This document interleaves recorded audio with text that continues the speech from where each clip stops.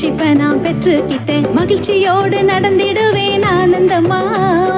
பாவத்தை நான் அறிக்கையிட்டேன், ரட்சிப்பை நான் பெற்றுக்கிட்டேன். மகிழ்ச்சியோடு நடந்திடுவேன் ஆனந்தமா.